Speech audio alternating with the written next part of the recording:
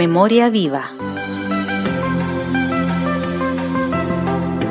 Conversaciones necesarias sobre derechos humanos, justicia, verdad, memoria y reparación.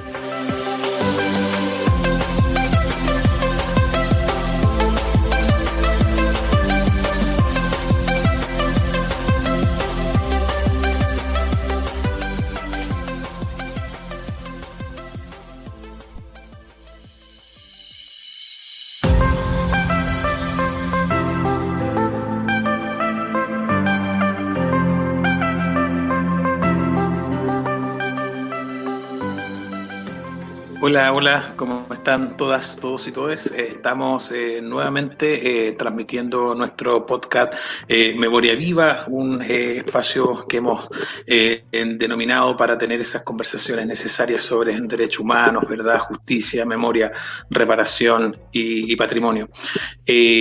Voy a hacer un saludo que generalmente hago a quienes están detrás también de esta producción, que es mi compañero Jorge Benavente, alias Barbavente, y también saludar a Suzette Spancani, también compañera que está ahí tras bambalinas haciendo posible que este programa salga. Como es ya habitual en todas nuestras conversaciones, hoy día tenemos una gran invitada y vamos a partir haciéndole una pregunta que parece muy sencilla, que parece muy de rito, pero soy un convencido que encierra un trasfondo bastante importante, y es que le vamos a preguntar a nuestra invitada que se defina a ella quién es, en consideración a que entendemos que son las experiencias de vida las que nos van de alguna manera resignificando, y probablemente en distintos periodos de nuestra vida nos definiríamos de manera distinta. Así que parto esta entrevista presentando a Aide y preguntándole a ella abiertamente quién es Aide. Hola Aide, ¿qué tal? Bienvenida. Hola, muchas gracias por su invitación. Me siento profundamente honrada por la iniciativa que ustedes han tomado. Mi nombre es Aide Oberreuter y soy sencillamente una luchadora social, una más, una dirigente de derechos humanos que es parte de las organizaciones de exprisioneros políticos y familiares que tuvieron la idea de proclamarme como su candidata para el proceso constituyente. Y así es como yo he terminado en estos ejercicios y esfuerzos que parecen a ratos una locura, pero que son una locura que hemos estimado como organizaciones que bien vale la pena estar para al menos dejar puestos nuestros temas. También creo nuestros temas que tienen que ver con los derechos humanos, ya luego podremos entrar más en ello, pero también creo que es bueno que sepan que esto es un poco una infidencia, ¿no? Pero estamos en fechas en las cuales uno puede comenzar a ser infidente, ¿no? Pero nosotros, como organizaciones de sobrevivientes de prisión política y tortura, hicimos primero un proceso largo de debate interno sobre si tenía sentido o no participar en el proceso constituyente. Porque en su origen nos parecía que había muchos temas que criticar, ¿no? No nos parecía la forma en la cual se había dado origen a todo esto. Y entonces teníamos discrepancias respecto de si estar o no estar. Luego de un largo debate en las organizaciones que son parte de lo que se denomina el Comando Unitario de Exprisioneros Políticos y Familiares, lo que sucedió fue que decidimos algo que es bastante singular, creo yo por lo menos. Decidimos que íbamos a estar porque nos parecía que era una oportunidad de poner los temas de derechos humanos que veníamos poniendo desde hacía 30, 40 años, pero que en realidad, como somos molestos, como somos unos bichos que molestamos mucho al poder además, y que el continuismo en general nos ha rechazado, entonces teníamos una oportunidad de poner nuestro tema.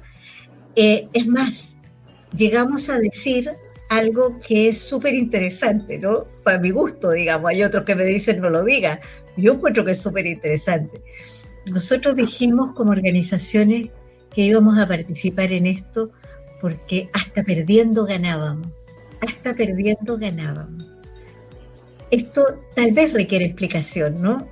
Tiene que ver con que al margen de que seamos electos o no, como organizaciones hemos puesto los temas o hemos usado el espacio que se nos ha dado, que hemos logrado alcanzar para poner los temas de derechos humanos. Verdad, justicia, memoria, reparación y en nuestro caso muy importante, garantías de no repetición. Y entonces de ahí hicimos la elección de quién nos iba a representar, que recayó finalmente en mí. Entonces, el pensar que yo estoy aquí porque a mí se me frunce, no, es un error. Estoy aquí porque fue parte de un proceso y un proceso en el cual, después de toda la deliberación respecto a las razones políticas, históricas por las cuales queríamos estar, se decidió que fuera yo quien representara. Y hemos tratado de ser la mejor campaña posible, aun cuando yo creo que ustedes tienen claro que nosotros somos parte del ejército de los nadie, en donde en realidad hay que juntar cada peso vendiendo completo y que en realidad no es sencillo todo esto, ¿no? Que está todo hecho como para que la cancha sea muy áspera para nosotros. Pero como somos sobrevivientes, los sobrevivientes hemos aprendido a movernos con bastante habilidad dentro de estos espacios agrestes, ¿no? En los cuales en general la vida nos puso desde hace ya varias décadas.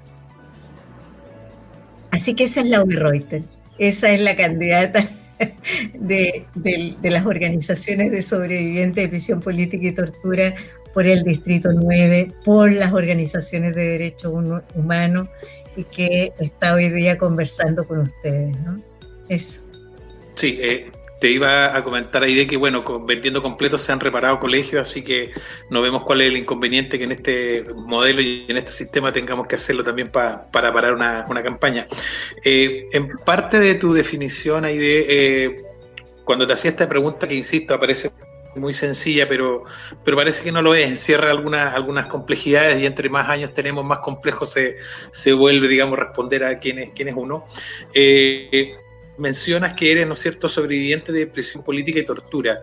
Y ahí la inquietud que me surge es preguntar, bueno, ¿cómo se vive en el 2021 como sobreviviente de prisión política y tortura? En primer lugar, porque eso me hace suponer que hubo gente que no sobrevivió a eso. Entonces, haciendo esta retrospectiva, ¿cómo vives tú, Aide, en el 2021 siendo una sobreviviente de prisión política y tortura? Primero, los sobrevivientes de prisión política y tortura somos personas, creo yo, en general, personas que ya sea por la ubicación que teníamos dentro del organigrama de las organizaciones, de ese tejido social que se destruyó, ¿no? Y que hoy hay la tarea de reconstruir, ya sea por la ubicación que teníamos en ese organigrama, o ya sea porque luego decididamente plantamos cara a la instalación del modelo dictatorial, somos personas que fuimos represaliadas y que fuimos perseguidas sistemáticamente durante 2 décadas, ¿no? Eso significa en concreto que, por ejemplo, en mi caso, porque tú me preguntas a mí, ¿no? En mi caso significa concretamente que siendo yo una alumna matea de la Escuela de Historia de la Chile en Valparaíso y representante de la facultad en la Federación de Estudiantes de la Universidad de Chile, que era una tremenda federación, pues no el dibujito de ahora, era una tremenda federación en la que el presidente Allende decidía hacer su discurso inaugural desde la sede de la Federación de Estudiantes de la Universidad de Chile. O sea, ese era el nivel de importancia que tenía la Federación. Bueno, como resultado de aquello, nosotros el 11 de septiembre del 73, todos los representantes de las facultades en la Federación, en Valparaíso al menos, que es mi ciudad natal, fuimos declarados buscados vivos o muertos, al estilo de las películas gringas, digamos, ¿no? Se busca vivo o muerto. La marinería, o quién sabe, la oficialidad de la Marina, más bien, determinó que nos tenía que buscar vivos o muertos. Entonces, la vida de ahí en más, y para no ser latera, digamos, la vida de ahí en más se convirtió en un espacio en el cual permanentemente tenías que estar salvando el pellejo, pero como ya teníamos una madera excelente, entonces nos organizamos. Nos organizamos por dos razones. Una, porque a los viejos que tenían más de 25 años, y no se crean que eran los viejos como yo soy vieja ahora, los viejos de más de 25 años, o sea, los tipos que estaban para titularse, o los dirigentes sindicales, la gente de más de 25 años fue toda aprisionada, asesinada o expulsada. Y por lo tanto, los mocosos que teníamos menos de 25 años, yo en mi caso menos de 20, dijimos, bueno, hay que resistir, y nos organizamos para resistir, ¿no?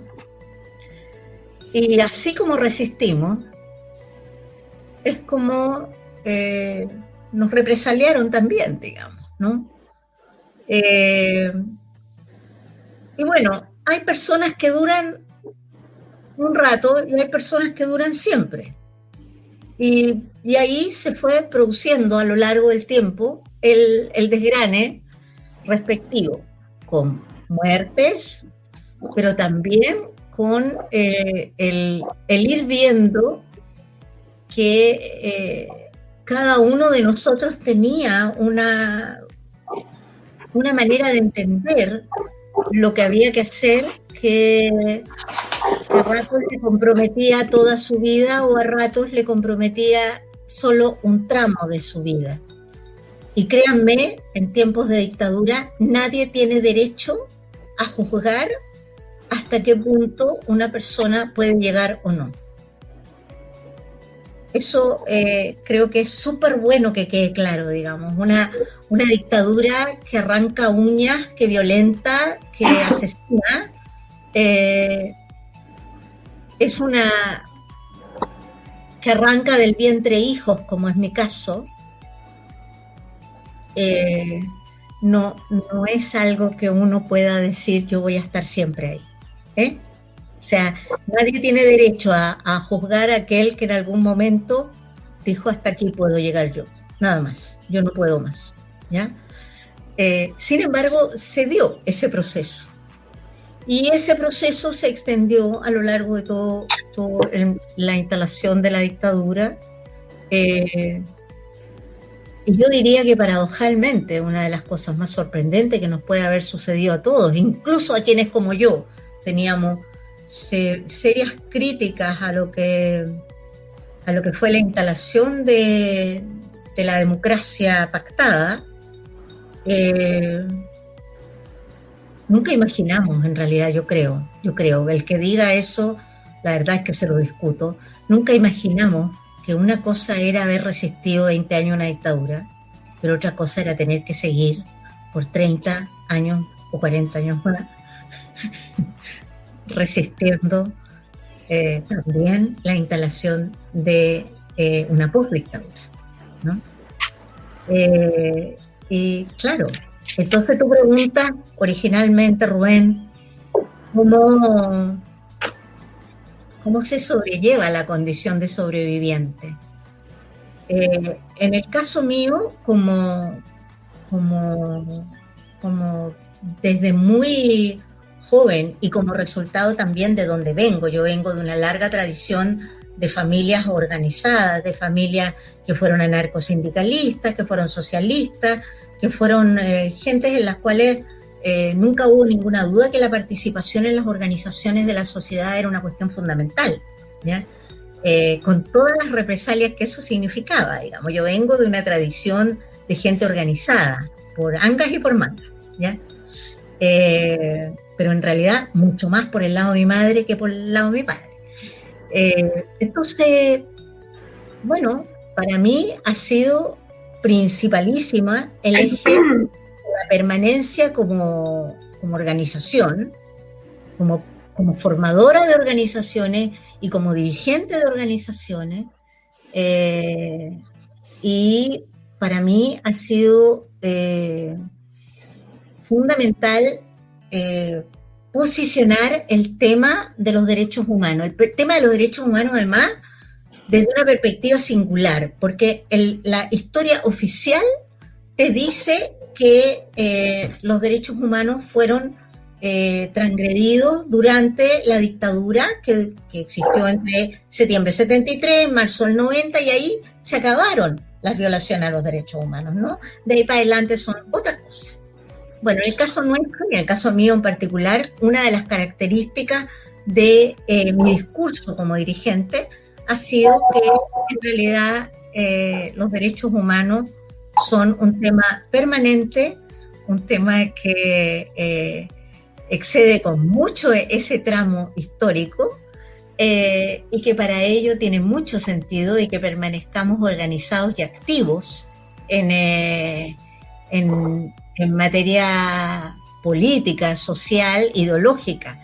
Ya no, a lo mejor, hace muchos años que la mayoría de nosotros no es parte de un partido, pero sí es parte de los movimientos sociales y es parte de una mirada de los derechos humanos como un elemento permanente en el cual es fundamental incorporar una lógica distinta de la instalada por la Concertación y por sus cercanos, digamos, que tenía que ver con que aquí ya se acabó todo y ahora comienza la democracia, y bueno, y no nos desordenen el naipe porque puede que se nos salgan los militares de nuevo de los regimientos. Todas esas cosas, para ser más fina, las vivimos nosotros durante todos estos años. Nosotros hemos sido dirigentes que hemos tenido, yo he tenido una participación directa, haciéndole presente a las autoridades de todos los periodos nuestra posición al respecto. Yo creo que esto además fue un factor determinante en el que las organizaciones de sobrevivientes determinaran que yo fuera su representante, digamos, porque representa una singularidad dentro de la interpretación de lo que ocurre, y una singularidad que fue especialmente validada a partir del 18 de octubre de 2019, digamos, porque mi posición era que en la medida que estos elementos continuistas nunca habían hecho un abordaje serio respecto del tema de la verdad, la justicia, la reparación y particularmente los temas de garantías de no repetición, con una Escuela de las Américas que permanecía, con una cantidad de aspectos que se reproducían una y otra vez indistintamente del gobierno de turno. Entonces, evidentemente, las posibilidades de que este escenario se repitiera del punto de vista del represaliamiento de la ciudadanía intentando manifestarse, esta cuestión estaba a la mesa servida, estaba servida. Y bueno, quedó claro en 2019 que ese era el escenario exactamente. Entonces, bueno, pues ahí es que quedamos puestos como sobrevivientes, y como sobrevivientes, no como esas personitas menoscabadas que han querido plantarnos como cartel las autoridades de turno, ¿no? Nosotros somos luchadores sociales, fuimos represaliados en razón de nuestra condición de luchadores sociales, y lo somos y lo seguimos siendo hasta hoy, y tenemos como forma habitual de expresar nuestra manera de estar en la sociedad la valoración de la organización. de la deliberancia, de la participación activa organizada. Nosotros no somos del espontaneísmo, tampoco somos del vanguardismo. Somos gente organizada que se suma a las luchas del pueblo y que participa de ellas, ¿ya? Hasta que se nos vayan las cabras para el monte, nosotros vamos a estar acá planteando los temas que consideramos que son relevantes y en los cuales por experiencia propia podemos aportar a la reflexión, a la organización y a la emancipación de nuestros pueblos. Hola, Aide, te voy a hacer yo ahora una preguntita. Escuché tu exposición ayer en la Comisión de Derechos Humanos de la Cámara de Diputados. Me llamó mucho la atención el estudio que presentaste sobre la mortalidad de los sobrevivientes de tortura y prisión política, hecho por María José Jorquera, Carlos Madariaga y otros, son varios. Lo significativo es la cantidad, que es un dato no menor, la cantidad de años menos que vive el sobreviviente de tortura. Y además, el tipo de enfermedades asociadas de muerte, porque no son, o sea, la mortalidad no es natural. Me gustaría si pudieras referirte un poquito y detallarnos un poco más el estudio respecto a los sobrevivientes de tortura. Te agradezco mucho la pregunta, mucho. Mira, yo soy encargada de investigación y memoria de la agrupación de familiares de exprisioneros políticos fallecidos. Como tal, fui contactada por la María José Jorquera y el doctor Maureira, que estaban interesados en entrar en estas materias. Ellos sabían que parte de mi rebelión contra los tecnócratas del Estado tenía que ver con que, como dirigente, había hecho algo que era un poquito insólito, ¿no? En una discusión que tuve con el ministro del Interior hace ya muchos años, estamos hablando de los tiempos en que estaba Elwin,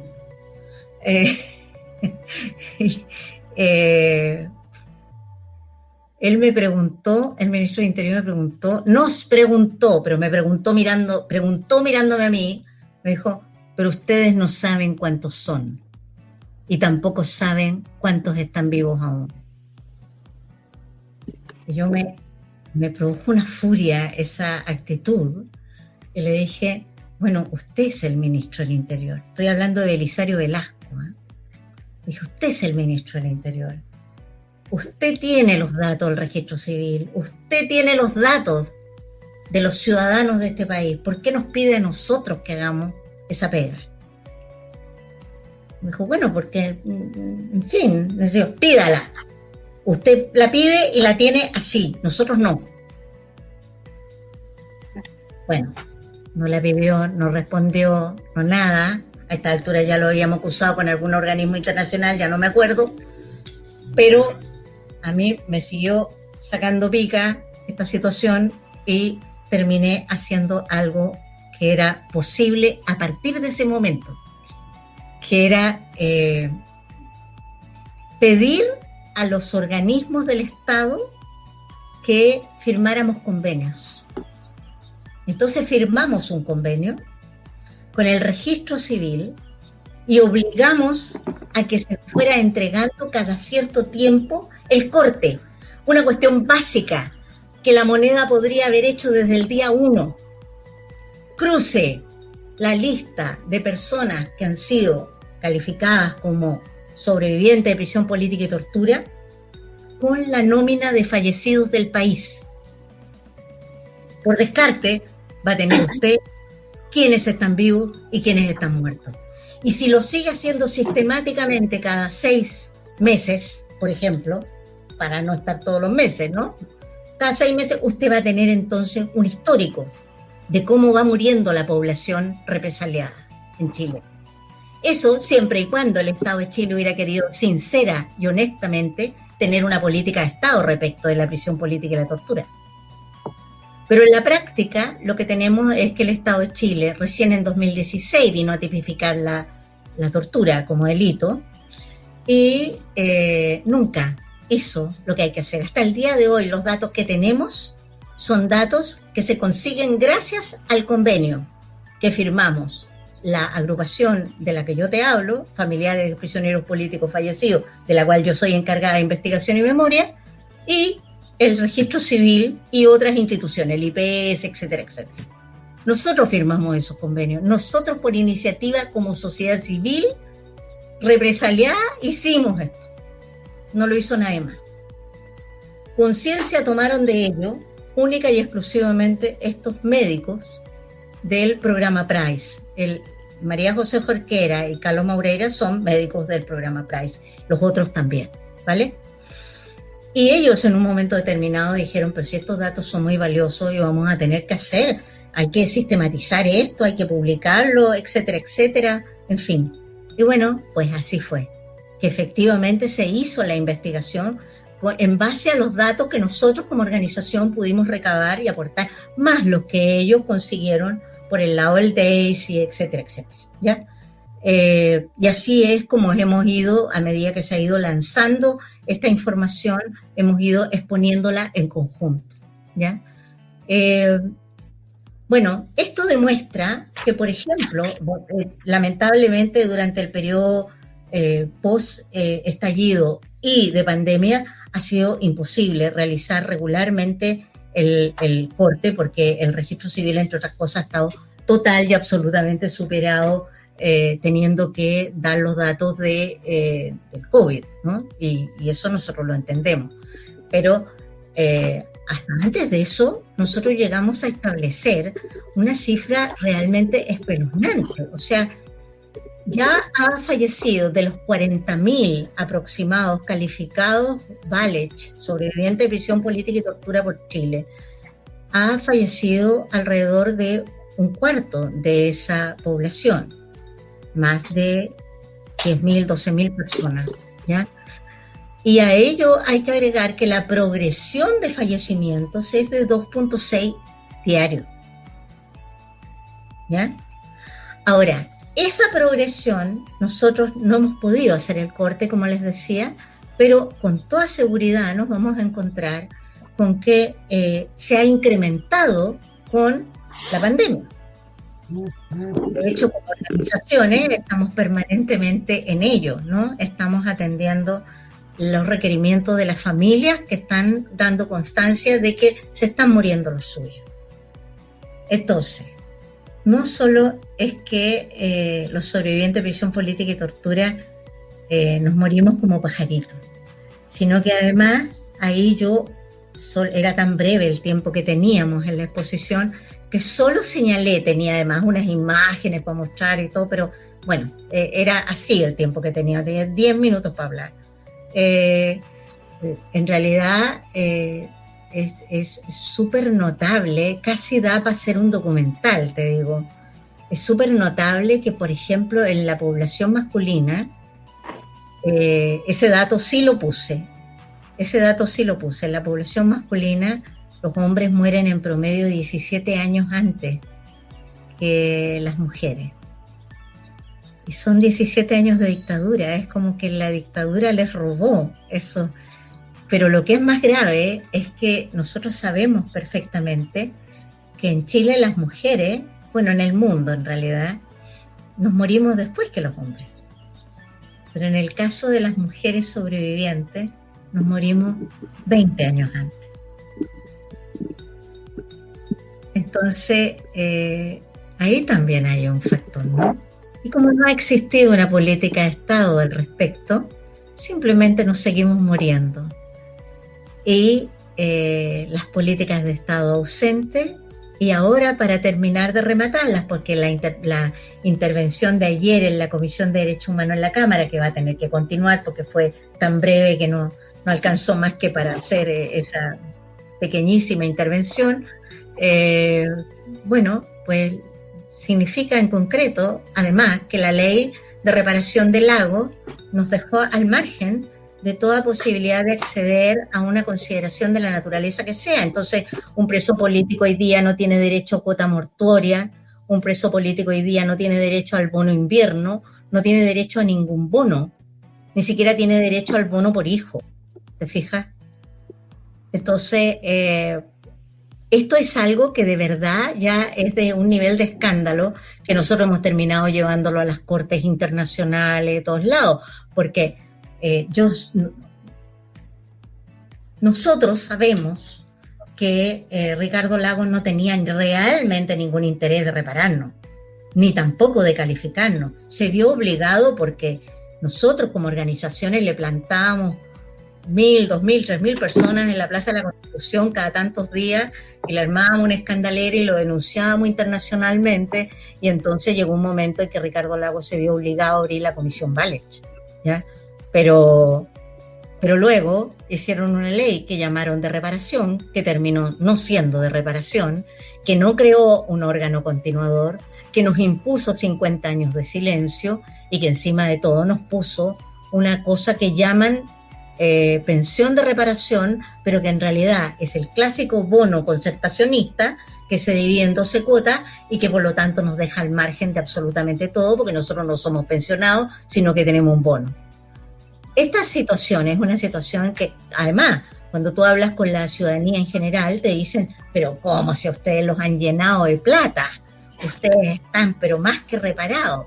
Esa es otra instalación de una verdad que es una verdad oficial profundamente falsa, arbitraria, y que afecta a una población que, como dije en el discurso de ayer, ya que tú lo escuchaste, Suset, es una población que puede que hayan exprisioneros políticos que hayan tenido doctorados y que hayan sido ministros, etcétera, etcétera. Pero eso es la ínfima minoría. La inmensa mayoría de nosotros somos personas que éramos o jóvenes, muy jóvenes, que estábamos recién entrando a la universidad, o eran viejos dirigentes que después de la prisión y la tortura terminaron quedando marginalizados para siempre. Quedamos todos marcados con una cruz que decía, este tipo es un problema y ya no puede vivir en su ciudad, ya no puede volver a trabajar, ya no puede hacer nada. Quedamos absolutamente estigmatizados y por lo tanto recién en los años 90 con suerte pudimos integrarnos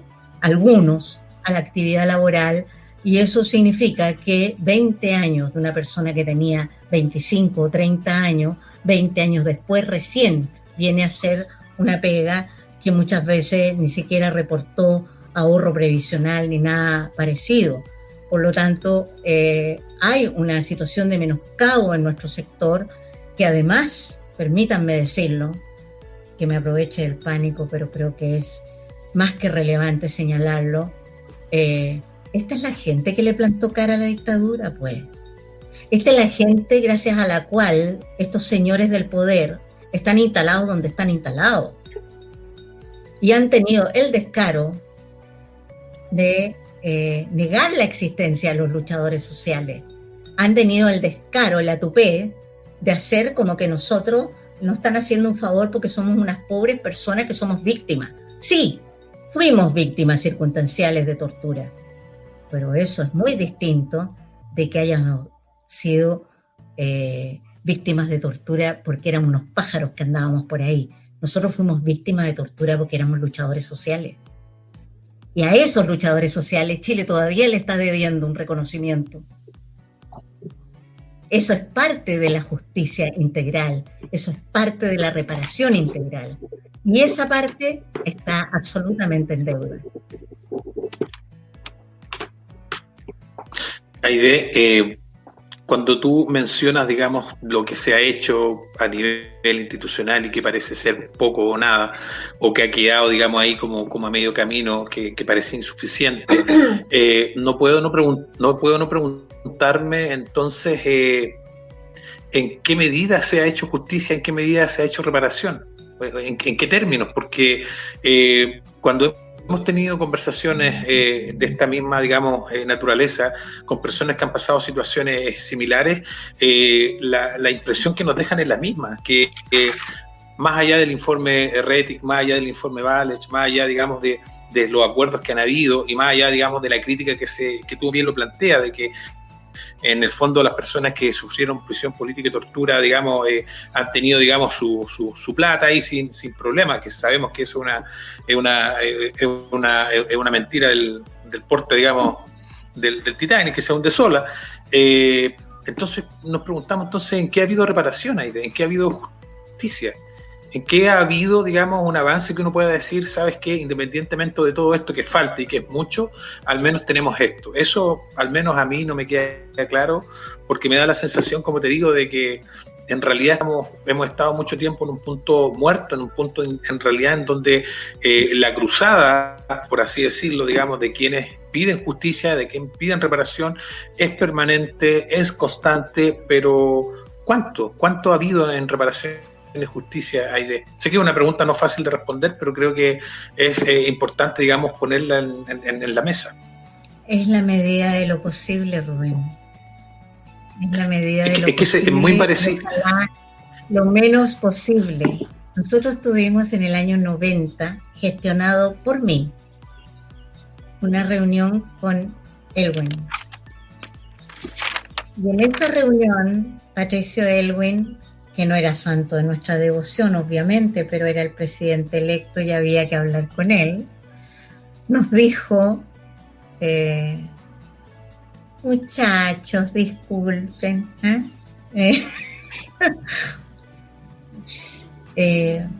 yo lo único que puedo hacer ahora es reconocer a los detenidos desaparecidos.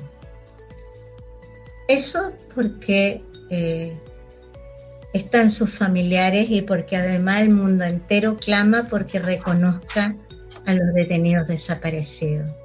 Pero a ustedes no los puedo reconocer, porque ustedes están vivos, porque ustedes pueden reconocerlos.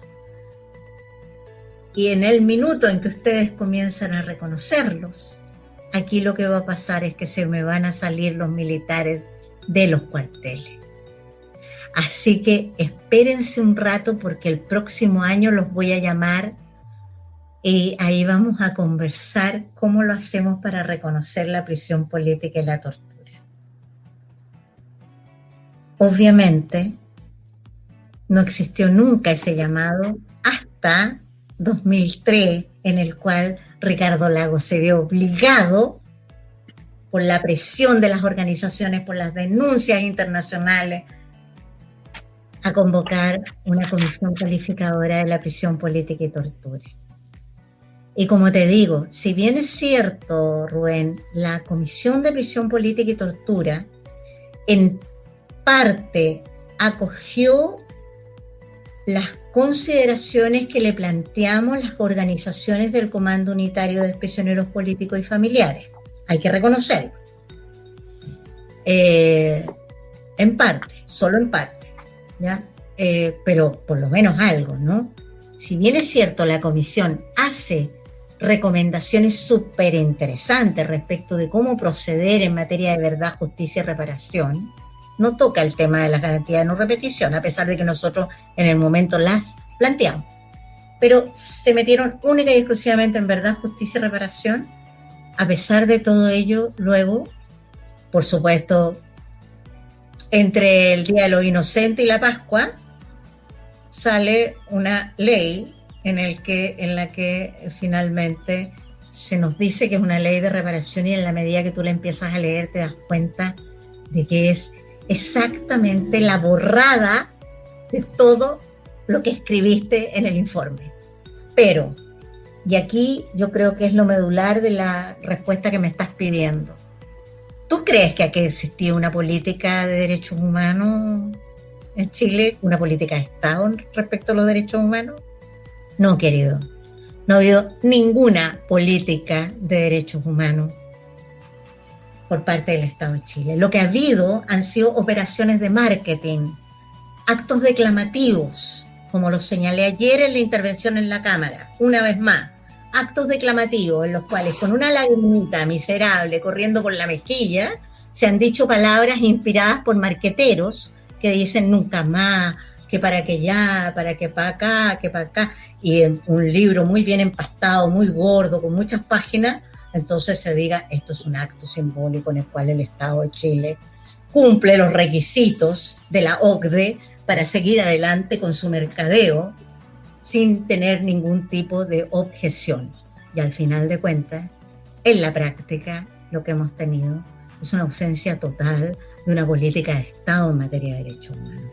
Lo que hemos tenido han sido actos patronizados y políticas de marketing. Y te lo puedo demostrar con miles de oficios, porque yo creo que en estos años nosotros como organización hemos escrito miles de documentos en los cuales hemos ido fundamentando las razones por las cuales podemos documentar y demostrar que el Estado de Chile ha permanecido total y absolutamente ausente al respecto. Te digo más, nosotros en 2017, yo como dirigente fui mandatada también por el Comando Unitario para exponer ante la Comisión Interamericana de Derechos Humanos que se reunía en ese momento en Montevideo. 2017. En 2017 hicimos un discurso, yo hice ese discurso a nombre de estas organizaciones ante la Comisión Interamericana, mostrando lo que he dicho en este momento. O sea, no ha habido un cambio entre 2017 y 2021. Eso para empezar a picar, ¿ya? Y la Comisión Interamericana nos escuchaba azorada, no podía creer, porque decía, pero ¿cómo? Si Chile es un país, nos han dicho que es un país ejemplar en materia de derechos humanos. ¿Ya? Hemos dicho, no señor, no es un país ejemplar en materia de derechos humanos. Las pruebas están acá. Esta es la cantidad de causas en materia de derechos humanos que no han sido abordadas, esta es la cantidad de políticas respecto de la no repetición que no han sido abordadas. El Estado de Chile sigue enviando, la mayoría de los pueblos y los países ya no envían, pero el Estado de Chile sigue enviando y cada vez más integrantes de las Fuerzas Armadas a formarse a lo que se ha denominado históricamente la Escuela de las Américas. Hoy le pusieron otro nombre más cachilupi, pero sigue siendo la misma historia. En fin, no hay en realidad una política de Estado en materia de reparación. Lo que es peor, hay un gobierno supuestamente progresista en ese momento que nos anunciaba que iba a ser un plan nacional de derechos humanos, pero un plan de derechos humanos que en realidad tenía de todo menos de ser consistente y política de Estado, en realidad, aun cuando era lo más cercano que hemos conocido hasta ahora de una política de Estado. Así las cosas, la Comisión Interamericana, con los ritmos que la caracterizan, envió el año pasado a la subsecretaria de Derechos Humanos, Lorena Recabarren, una nota pidiendo que explicara esta presentación que nosotros habíamos hecho en 2017. La subsecretaria hasta el día de hoy no responde una sola palabra. Sin embargo, la subsecretaria, cuando se inició este mandato, infausto mandato, uno más, la subsecretaria cuando se inició este mandato se reunió con nosotros y nos dijo, a los 8 o 10 dirigentes que estábamos ahí, nos dijo, yo les encuentro toda la razón, creo que son justas sus demandas, pero ustedes no son prioridad para este gobierno y yo no tengo espaldas políticas para llevar adelante sus demandas, así que les recomiendo regresar en 2021. Aquí estamos, en 2021. Eso es la política de Estado, estimado Rubén. Y la razón por la que parecemos predicadores repitiendo una y otra vez aquí y en todos lados a quien nos quiera escuchar lo que decimos, porque entre otras cosas, mucho más que corresponder a una demanda sectorial, corresponde a una preocupación profunda nuestra como luchadores sociales por el destino de la sociedad. Nosotros entendemos que la violación a los derechos humanos es un tema que afecta al conjunto de la sociedad y que por lo tanto sus efectos se expresan en todo aquel que se manifieste, por ejemplo. Octubre 2019 en adelante ha sido elocuente en demostrar que nunca nos equivocamos al respecto, ¿no? Aide, yo quisiera seguir por esa misma vía de análisis que estás haciendo. Preguntarte en relación, estoy pensando en que el daño y la transmisión del trauma psicosocial que se produce con las víctimas y los sobrevivientes de tortura y de presión política, existe un daño transgeneracional. Bueno, tú, en tu caso y tu experiencia, traspasa 3 generaciones, tu mamá, tu hija también, y eso el Estado chileno obviamente no lo ha tomado, no lo ha considerado como política de reparación social, considerando que hoy día tenemos una nueva generación de jóvenes que están sufriendo lo mismo que la gente que los sobrevivientes de tortura, de dictadura, pero hoy son jóvenes. Por lo tanto, vamos a transmitir todavía aún más el daño que provoca fundamentalmente la prisión política, la tortura. Entonces, pensando en el futuro, como candidata constituyente, y espero que salga, Distrito 9, ¿cómo abordamos como sociedad esa reparación? Es mucha, claramente no es posible que tú me la respondas porque es muy amplia la pregunta, pero sí, más o menos desde los derechos humanos, ¿cómo nos reparamos de esta doble crisis? O sea, de post-estallido 2019, es una generación completamente distinta que además va a transmitir también. Sí. Lo que no ha cambiado, mi querida Suzette, es el órgano represor, la forma en la cual se castiga la expresión pública, la manifestación.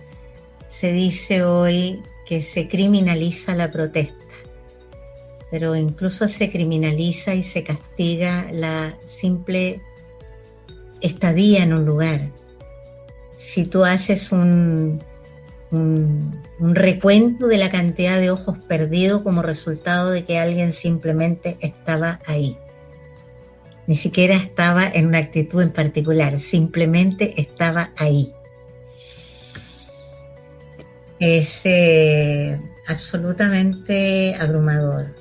Y es el statu quo defendiéndose y manteniendo sus prebendas, además con la cobardía que les caracteriza, que es no dar la pelea frontalmente, sino que mandar a un órgano militarizado, a una policía que actúa como sus perritos falderos y va a hacer lo que ellos en sí mismos no quieren hacer o no son capaces de hacer. Usar una fuerza de orden como una forma de represaliamiento es algo que ya en sí mismo es una transgresión de derechos humanos espantosa. Ahora, sabemos perfectamente que hay elementos en la formación de las Fuerzas Armadas y de orden tanto de Chile como del resto del continente que están afectos al influjo de determinadas nociones de la forma de actuar como policías. Me imagino que ustedes naturalmente como observatorios de la violencia policial tienen claro eso, ¿no? Que operan sobre la base de un paradigma nefasto que se llama el enemigo interno. El enemigo interno no ha dejado de existir y en ese sentido tanto, nosotros, que éramos los jóvenes de los años 70, como los jóvenes de los años 2000, 2021, 2000, de la década actual, hemos sido víctimas de los atropellos, de las agresiones de exactamente la misma ideología, la ideología del enemigo interno. Esa ideología, obviamente, es un elemento no solo criminal, sino que además un elemento que debe ser erradicado total y absolutamente de la manera de concebir la forma de la relación de las fuerzas del orden. De lo contrario, el soberano debe restar a estas instituciones su posibilidad de representarlo. Si al fin de cuentas nosotros somos el soberano, ¿no? Nosotros somos quienes decidimos quién tiene el patrimonio de las armas y quién tiene las condiciones para poder decidir la cautelación del orden. El mundo está tan patas arriba en nuestro entorno que de pronto creemos que efectivamente estas fuerzas armadas y de orden se mandan por sí mismas, que es lo que en la práctica ocurre, pero eso no tiene por qué seguir siendo así. En el caso de nuestra campaña, lo que hemos hecho, a riesgo de a ratos ser incomprendido y resultar muy poco, no sé, interesante, quizás un poco latero de repente, pero nosotros hemos dicho que es fundamental que los derechos humanos estén al centro de la Constitución, no como un tema declamativo, no como un tema que cada tanto tiempo se toma la foto y se reparte por el mundo un mandatario firmando un acuerdo que luego borra con el codo. Estamos hablando de una forma de ingresar los derechos humanos en la Constitución que tengan el nivel de consagrados, ¿no? Entonces, cuando tú tienes los derechos humanos consagrados en la Constitución, tienes los elementos, tienes la posibilidad de luego cautelar por parte de una ciudadanía que tiene una condición controladora, cauteladora, ¿no? Del cumplimiento de esas normas, puedes efectivamente obligar al Estado a cumplir o de lo contrario aceptar la sanción respectiva por la transgresión de una condición establecida en la Constitución. Pensamos al mismo tiempo, como no somos ningunos poetas, a pesar de que la poesía nos encanta, a mí en lo particular me encanta la música, la poesía y todo lo demás, pero somos tipos sumamente realistas porque además venimos de unas experiencias concretas pavorosas. Tenemos claro que en realidad no basta ponerlo en la Constitución. En realidad aquí hay que ampliar la participación de la ciudadanía, ¿no? Mientras más sociedad tengamos, mientras más relación vinculante de la sociedad tengamos, efectivamente vamos a tener la posibilidad de controlar el poder. Y acá, en realidad, la disputa, yo creo que ustedes lo tienen claro, es por el poder, ¿no? La disputa real es por el poder. Entonces, más allá de que parezca casi como un enunciado de una película de Hollywood, digamos, la disputa por el poder, pero la disputa por el poder es, al final de cuentas, repartir el poder de decisión en el conjunto de la ciudadanía y no mantenerlo arrinconado única y exclusivamente dentro del 20% de la población que toma decisiones por el resto. Y si es que son el 20%, entonces, eso, consagrar el derecho a la manifestación, el derecho a la discrepancia, el derecho a cambiar de opinión, el derecho a ser parte activa de la vida ciudadana, a que la vida y la acción política no sea capturada única y exclusivamente por unos señores pelucones que se dicen, ignorantes además, que se dicen que nos representan. Y nosotros concurrir una y otra vez al rito de ir a elegir a los mismos porque no hay de otra. No, pues, es tiempo de terminar con ese circulito vicioso que nos tiene donde nos tiene, ¿no? Entonces, espero haberte respondido, pero por ahí más o menos, es que tal y como tú lo dijiste, es una pregunta amplísima de la cual podríamos hablar horas, pero básicamente se trata de eso, digamos. O sea, pensamos que nuestra contribución como sector en esta Constitución tiene que ver con ello. Y para terminar esta parte, te digo, en nuestra reflexión hay dos dimensiones, una dimensión de la razón y una razón que tiene que ver con el corazón, ¿ya? Una es, la razón es que definitivamente para que podamos vivir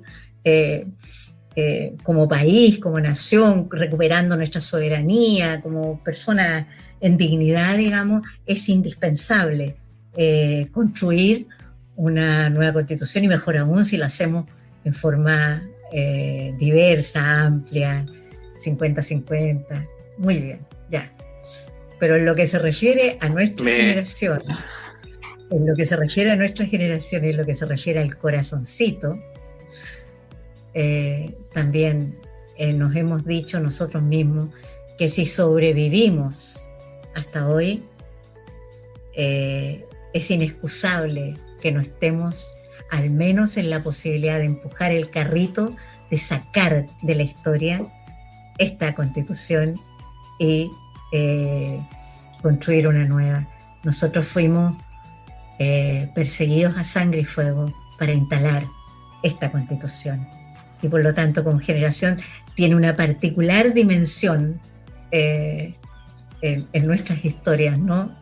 Respecto de poder contribuir a sacarla. En ese sentido, yo ahí sí que me siento aún más, mucho más honrada por mis compañeros de que me hubieran puesto en este lugar.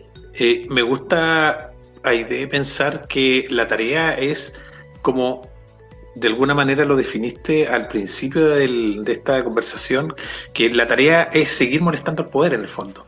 Seguir molestando como lo han hecho durante todas estas décadas, no retroceder en lo más mínimo en lo que ha sido, digamos, ¿no es cierto?, este proceso de estar justamente apuntalando en cada momento aquello que a veces por decreto se nos intenta desmantelar. Así que me quiero quedar como esa idea, que aquí la tarea es seguir molestando al poder, y de ahí vamos a empujar, ¿no es cierto?, este proceso que puede tener algunos vicios. Hemos sido críticos, digamos, de cómo se ha llegado a esto, pero ahí vamos a estar, ¿o no, Aide? Yo creo que de alguna manera resume un poco lo que has dicho: seguir molestando al poder, seguir poniendo los temas, y no solamente para que aparezcan enunciados, porque la actual Constitución que tenemos los menciona, sino para que finalmente se terminen garantizando. Sí, se trata de ampliar los espacios de participación, se trata de aminorar los espacios de los privilegios, se trata de hacer que el protagonismo histórico y el protagonismo popular sea algo que tenga real significado en la participación ciudadana, en la definición de sus destinos. Claramente, eso significa molestar, y molestar mucho al poder. Así que estoy de acuerdo contigo. Sí. Antes que cerremos el espacio, Aide, te voy a pedir que me digas cómo se pronuncia tu apellido, porque no quiero cometer, digamos, el error de decir cualquier otra cosa cuando nos despidamos. Mira, lo puedes leer exactamente como lo ves, Oberreuter. Si te pones un poquito más fino, le dices Oberreuter, porque en alemán EU es OI. Y si te pones enfermo y pesado, dices Oberreuter, y ahí ya no te entendió nadie. Oberreuter está bien. No, me parece. Vamos a cerrar justamente con esta expresión que yo siento que tiene una potencia tremenda, Aide, que tiene que ver con el protagonismo popular.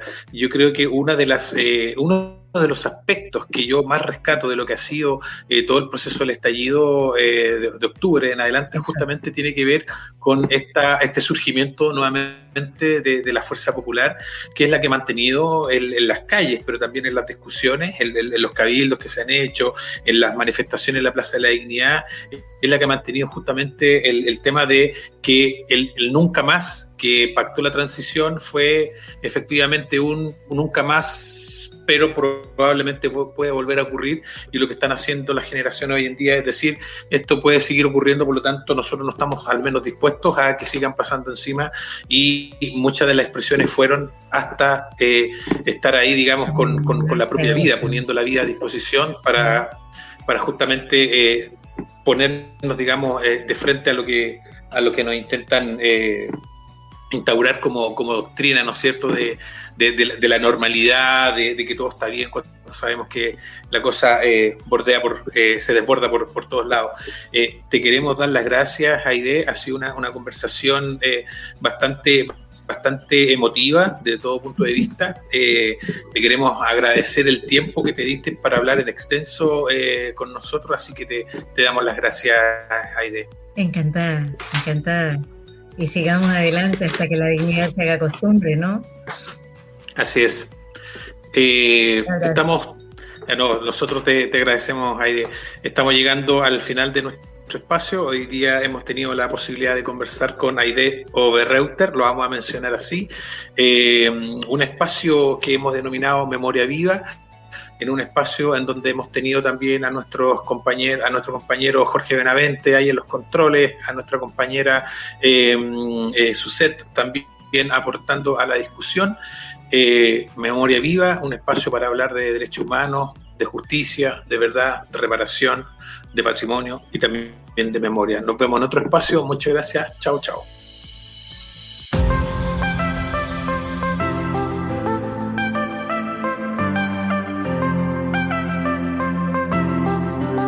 Memoria Viva.